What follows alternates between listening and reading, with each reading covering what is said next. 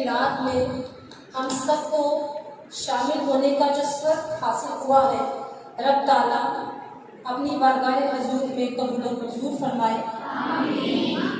अजीज तलबा, आज इस हस्ती की महफिल हम सजाए बैठे हैं।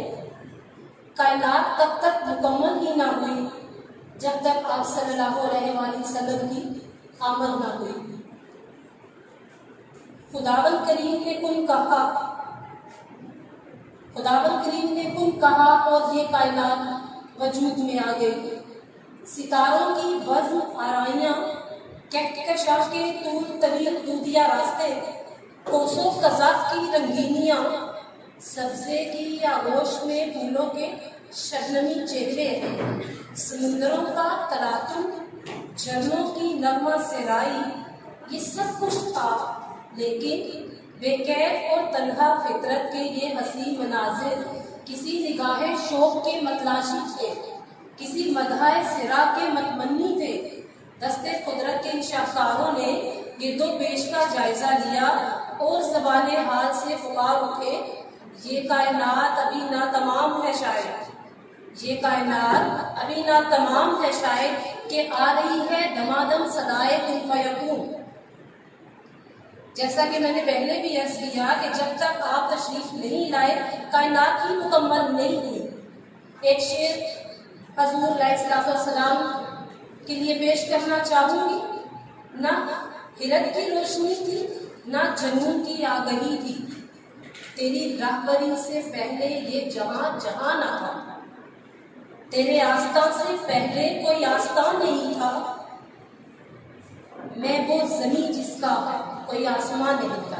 अजीज तलबा, मैं आप सबसे पूछना चाहूँगी आज की इस बाबरकत महफिल में आप सबसे ही मैं ये पूछना चाहूँगी, जिस नबी सल्लल्लाहु अलैहि वसल्लम की ज़िंदगी के लिए आज हम उनकी महफिल सजाए बैठे हैं, जिस ज़िंदगी ने हमें हकीकी नूर दिया, जिनकी ज़िंदगी ने हमें ज़िंदगी के मानी समझाए, हमारी ज़िंदगी का सारा नूर जिनके दम कदम से है, आज हम एक दिन की महफिल मिलाद से क्या हक अदा कर देंगे? कभी मुमकिन ही नहीं है बेटा। ऐसा नहीं हो सकता कि हम एक दिन की महफिल सजा कर हजूर पाक सल्लल्लाहु अलैहि वसल्लम ने जिन्हें हमें जीने का तरीका सिखाया, हम उनका हक अदा कर दें। एक छोटी सी बात आपको समझाना चाहूँगी कि मिलाद अरबी ज़बान का लफ्ज़ है जिसे हम उर्दू में यौम पैदाइश भी कहते हैं, इंग्लिश में हम इसे बर्थडे भी कहते हैं। छोटी सी मिसाल देना चाहूँगी बेटा कि जब कभी हम किसी की पैदाइश पर जाते हैं तो हमारे दिल में यही होता है कि हम उसको कोई तोहफा पेश करें, ऐसा तोहफा जो जिसकी पैदाइश पर हम जा रहे हैं उसके शायाने शान हो। ज़ाहिर है हम बूढ़े के लिए कोई खिलौने लेकर नहीं जाएंगे या किसी बच्चे के लिए कोई खूंटी लेकर नहीं जाएंगे। तो यही चीज़ मैं समझाना चाहूँगी इस पाक महफिल में कि आज हम जिस पाक ज़ात के लिए, जिस पाक हस्ती के लिए महफिल सजाए बैठे हैं, इन महफिलों का मकसद क्या है? महफिलों का मकसद यही है बेटा कि हम दिलो जान से इसमें हाजिरी दें, हमारा दिलो दिमाग जो है वो इस वक्त सिर्फ हजूर पाक सल्लल्लाहु अलैहि वसल्लम की याद में मस्त हो। और तोहफे की जहाँ तक बात है बेटा, तोहफा हम दरूद पाक की सूरत में ही दे सकते हैं। ये चीज़ याद रखिएगा कि सिर्फ पैदाइश की के लिए नहीं, सिर्फ यौम पैदाइश के दिन नहीं, अगर हम अपनी ज़ुबान पर हर वक्त हज़रत सल्लल्लाहु अलैहि वसल्लम के लिए दरूद पाक का विर्द रखेंगे बेटा, तो हमारी भी दीनी दुआएं जो है वो दिल तक दिमाग तक आने से पहले ही कबूल व मंजूर हो जाएंगे। तो याद रखिएगा बेटा, इस महफिलों में अगर हम हज़ूर पाक सल्लल्लाहु अलैहि वसल्लम को दरूद पाक का तोहफा देते हैं तो इससे बड़ा तोहफा इस यौम पैदाइश में और कोई हो नहीं सकता। उसके अलावा मैं ये भी बसा औकात आपसे शेयर करती हूँ बेटा, हजूर पाक सल्लल्लाहु अलैहि वसल्लम ने नमाज के बारे में फरमाया, नमाज मेरी आंखों की ठंडक है। तो बेटा अगर हम सुन्नत रसूल पर अमल करते हुए खुद को 5 वक्त नमाज का आदी बना लेंगे तो समझे कि हमने कोई मतलब उनके सीरत पर अमल करके एक मुसलमान होने का सबूत दे दिया।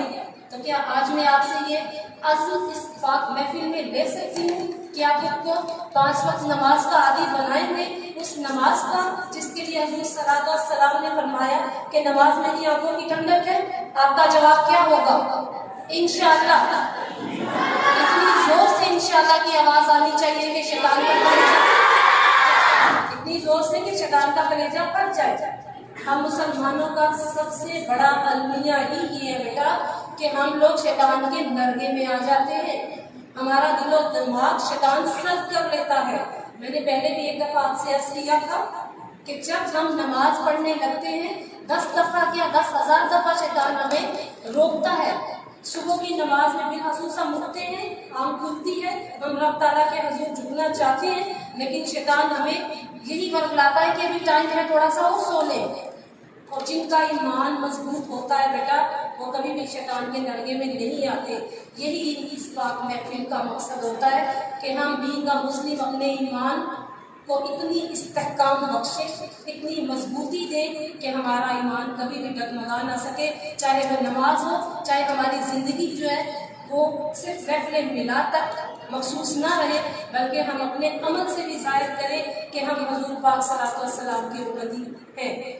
तो रब ताला से दुआ करूँगी बेटा कि हम जिस भी महफिल मिलाद में जाएं, इज्तिमा हो, अगर हम उसमें शामिल हैं तो रब ताला हमारा शामिल होना भी मंजूर फरमाए, पर हमारे दिलो दिमाग को, हमारी रूह को वो ताजगी बख्शे कि हमारे दिलो दिमाग जो है वो सुन्नत रसूल से, हजूर सल्लल्लाहु अलैहि वसल्लम की ज़िंदगी से मुनव्वर हो जाए। हजूर पाक सल्लल्लाहु अलैहि वसल्लम का इस दुनिया में आने का मकसद ही जहालत को दूर करना, और हम बेटियों के लिए इससे बड़ी नसीब की बात क्या होगी कि जब जहालत का दौर था तो बेटियों को जिंदा दफन कर दिया जाता था। आज हम अगर जिंदगी हमें दी है तो किसने दी है? हजूर सल्लल्लाहु अलैहि वसल्लम की सीरत पाक में बख्शी है बेटा। जिस दिन, बल्कि मैंने मतलब बहुत सी जगहों पे ये भी पढ़ा है, सुना है, महफिलें जब मैंने महफिल मिलाद अटेंड की, आहिस्ता आहिस्ता इंसान के नॉलेज में इजाफा होता है। मैंने ये भी सुना कि जब आपकी आमद हुई तो हर तरफ, जो मैंने पहले बयान किया कि रोशनी तो फैल गई, जहाँ तक कि अंधेरे मिट गए, लेकिन जब आपकी आमद हुई उस रोज किसी के घर बेटी भी पैदा नहीं हुई, ताकि कहीं कोई शिक ना हो, कहीं कोई ऐसा नेगेटिव काम ना हो कि आप सल्लल्लाहु अलैहि वसल्लम दुनिया में आए हैं तो हर लिहाज से पॉजिटिविटी दुनिया में फैल जाए। अल्हम्दुलिल्लाह कि आज हम हजूर पाक सल्लल्लाहु अलैहि वसल्लम की उम्मती हैं। आपको रोज इतना लेक्चर देने का मकसद एक ही है, एक ही ख्वाहिश है, रब ताला जानता है कि चले बाकी आम रूटीन में ना सही, एटलीस्ट आज हम जैसे महफिल मिलाद में बैठे, इस वक्त हमें हर चीज़ दुनिया की भूल जानी चाहिए। पाक महफिलों में शामिल होकर भी अगर हमारा दिलो दिमाग इसमें इन्वॉल्व ना हो, रब ताला के हजूर हमारी ये महफिलें कामयाब ना हो, रब ताला के हजूर हमारा यहाँ शामिल होना कामयाब ना हो, तो इससे बदनसीबी की बात और क्या होगी कि हम करीब पहुँच कर भी दूर रहेंगे। तो उम्मीद करती हूँ कि आप सब मेरी इस बात से इत्तफाक करेंगे। इस महफिल, इस पाक महफिल में जो हजूर अस्सलातु वस्सलाम के लिए सजाई गई है, इसमें आप अपने दिल में यह अहद करेंगे कि हर छोटी से छोटी चीज़ में सुन्नत रसूल को अपनाकर अपनी ज़िंदगियों को मुनव्वर करने की कोशिश करेंगे। और मज़ीद रब ताला ने हमें जो अपनी ज़िंदगी के अय्याम नसीब कर रखे हैं, उन अय्याम के अंदर हजूर सल्लल्लाहु अलैहि वसल्लम की आंखों की ठंडक नमाज को हम अपने ऊपर लाजिम कर लेंगे, उनका दिया हुआ निज़ाम हयात हम अपने ऊपर फर्ज कर लेंगे। बच्चे ना सही, थोड़े जो सीनियर्स हैं, जो बड़े हैं, उम्मीद है उन्हें ये हमारी बातें ज़रूर समझ में आती होंगी, लेकिन स्टेप बाई स्टेप ही होता है। शायद किसी की को पहली शामिल आज आकर फर्स्ट टाइम हुए होंगे, कोई सेकेंड टाइम, कोई थर्ड टाइम, लेकिन हर पाक महफिल में शामिल होने के बाद कतरा कतरा मिलकर दरिया बनता है।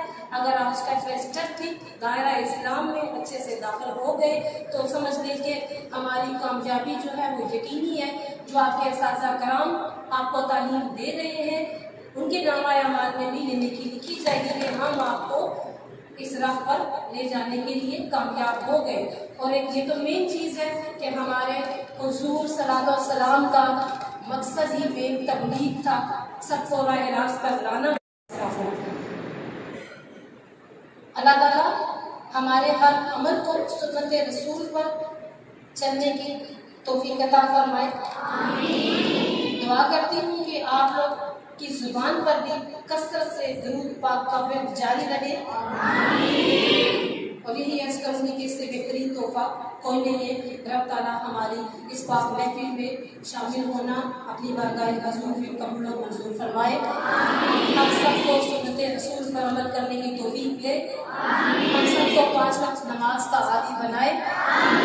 आपको एक अच्छा तालिब इल्म बनाए। अपने असातिज़ा का और अपने वालिदैन का फर्मा बरदार बनाए। लास्ट में एक शेर से वाइंड करना चाहूंगी। वो दनाए सबुल खत्मुर रसूल मौलाए कुल जिसने, वो दनाए सबुल खत्मुर रसूल मौलाए कुल के जिसने गुबारे राह को बख्शा फिरोगे वाली सीना हमारा इल्ल बलागुल मुबीन। सुभान अल्लाह, माशाअल्लाह।